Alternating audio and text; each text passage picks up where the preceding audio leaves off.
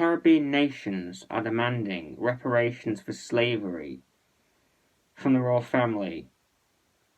This is wrong because you and me, our taxes, are what pays the royal family. And also because that slavery was in the Caribbean in the 18th century. The British brought slaves over from Africa to work in sugar plantations in the Caribbean. And so why should an act that was carried out in the 18th century, back in the days when the average Brit was a serf working for his master in the fields, and where children died of pox nearly every day, why should a heinous crime carried out back then, be paid for now? Which, it makes no sense. I mean, on that logic, Britain should be asking Rome and France for reparations for the Roman invasion and the Norman invasion. It's just stupid. And also this is just a quick cash grab for these Caribbean nations who, they generate all their money through tourism, and so they want more money and are just looking for a quick scam. That's all it is. It's all a scam. But if they really do want reparations, they should demand reparations from the African chiefs who sold them into slavery. And unlike what the black supremacists say, slavery is not a white thing. Slavery did not exist when white people went to Africa. Slavery has existed since the first human has existed. Slavery is natural. It's the strong using the weak. Slavery still exists today, but in a much more liberal form. You and me are both slaves to our masters who pay us.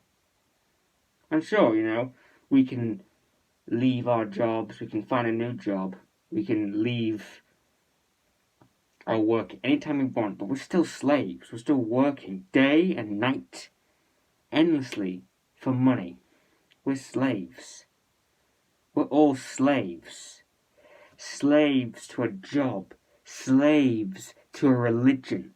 Slaves to partnership. And slaves to money. We're all slaves. We all mindlessly follow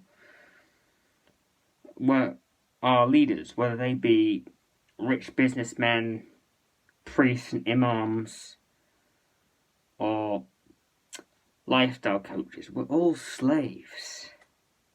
We all mindlessly follow our masters, just like slaves. And so I think that reparations for an act carried out in the 18th century by rich people should not be paid for. Now, not to mention that Britain ended slavery. It was the first country to end slavery ever throughout the world. In 1833, the Slavery Abolition Act was officially ran through Parliament. And that Abolition Act, may I remind you,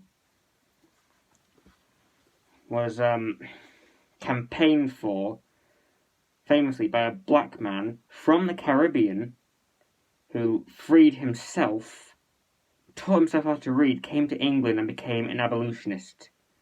So in that sense, the Caribbean has already gotten reparations for slavery. Not to mention the fact that the British taxpayer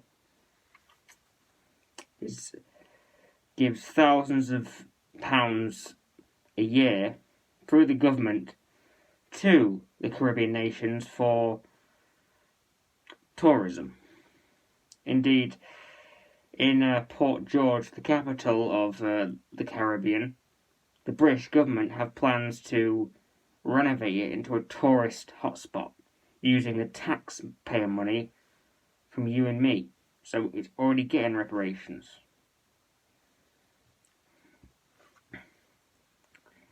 of course, black supremacists and will always use guilt and long dead arguments to just spew their anti-white rhetoric.